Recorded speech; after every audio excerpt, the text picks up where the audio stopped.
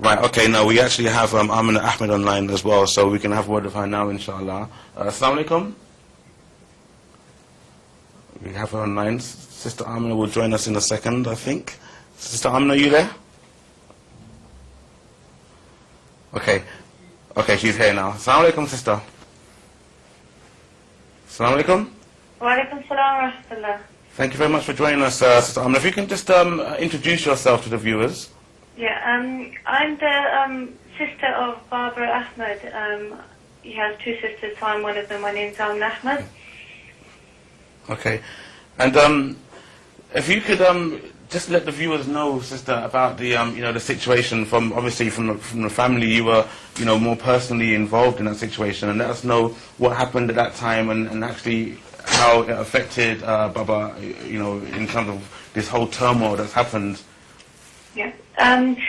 Well, as many of your viewers are probably well aware, the story began in December 2003 when my brother Barbara was asleep in bed, and his house was broken into by anti-terror police at 5 o'clock in the morning, and he was beaten up from head to toe. He was covered in bruises, and they made fun of his religion as well. And then he was taken to the police station. In the van, he was further abused.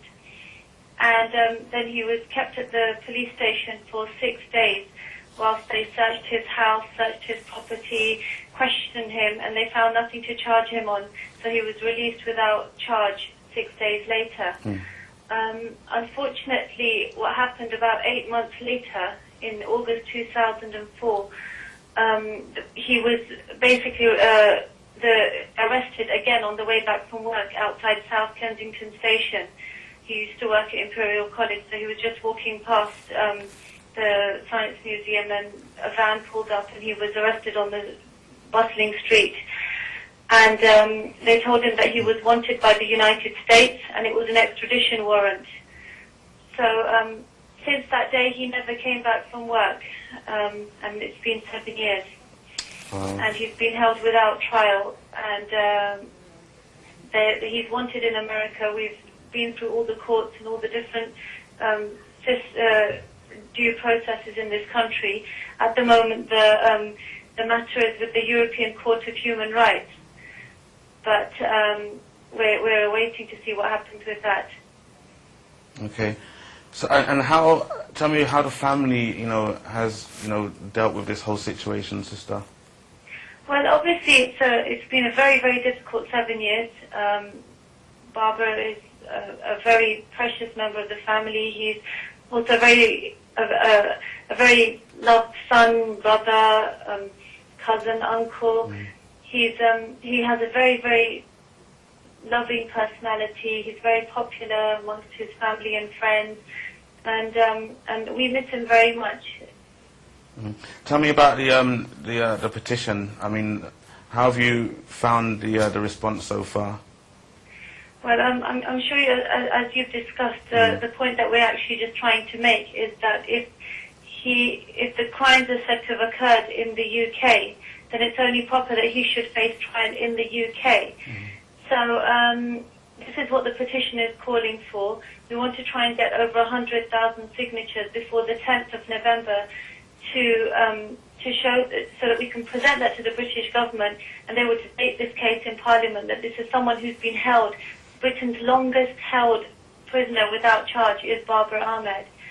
So we think the response has been fair, alhamdulillah, but it could be better, and we're hoping that inshallah people watching and listening and will be inspired to encourage not just their own families and friends, but even grandmothers and children and people without email addresses, to help them set email addresses up and to get those signatures going.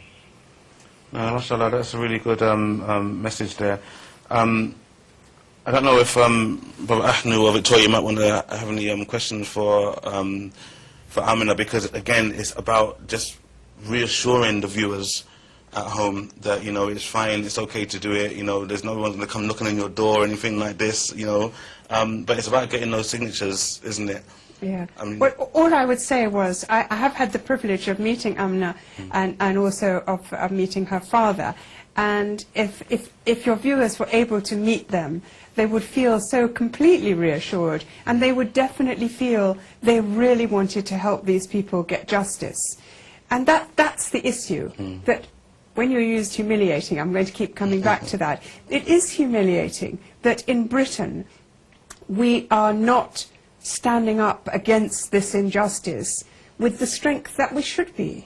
And I'm sure if more people know about it, and if people talk to each other about the case, then you know, it will become like a rolling stone, and we'll get those signatures, and then you will have the debate in Parliament, and then you'd have a trial in Britain. Excellent.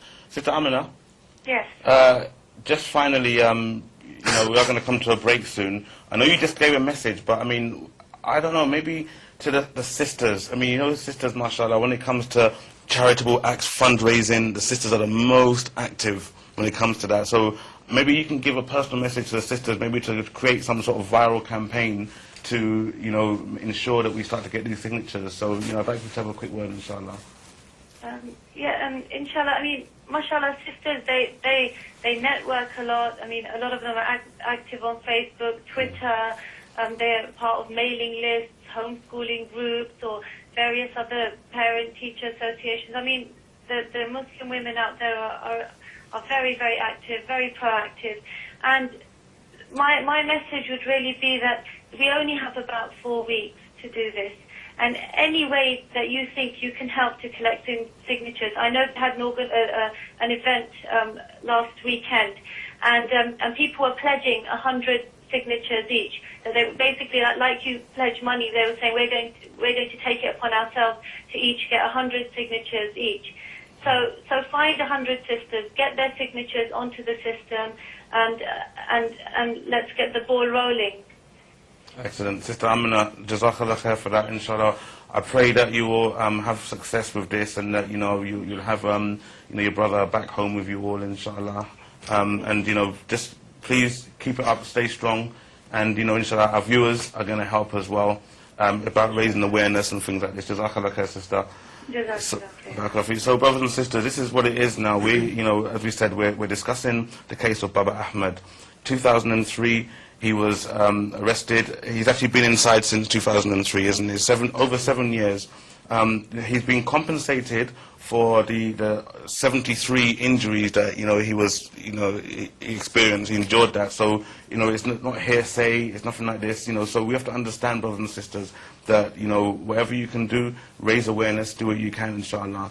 So, Brother Ahmad, again, come back to you as caged prisoners. I mean, tell me a little bit more about your role, actually, so I can understand. Although we're going to come to a break any time now. Basically, I'm a caseworker. What it means is that each time there's a case that is related to terrorism within the context of the war on terror, I'm in charge of investigating the case, see if there was a miscarriage of justice or anything like that. And since 2001 and the beginning of the war on terror, basically, I would say that every single case of terrorism in the UK, in Europe, or even in America carries such a miscarriage of justice or similar things. Okay, I'm going to get you to continue with that after the break, because we need to know a little bit more about that, what Caged Prisoners does, and we really need to get these signatures as well. So, brothers and sisters, please make sure that you stay tuned. Come back after the break, and during the break, if you haven't done that petition already, if you haven't signed it, get on that computer and do it, inshallah. Assalamu alaikum wa rahmatullah.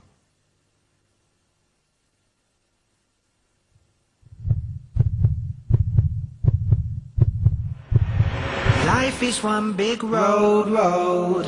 Life is one big road.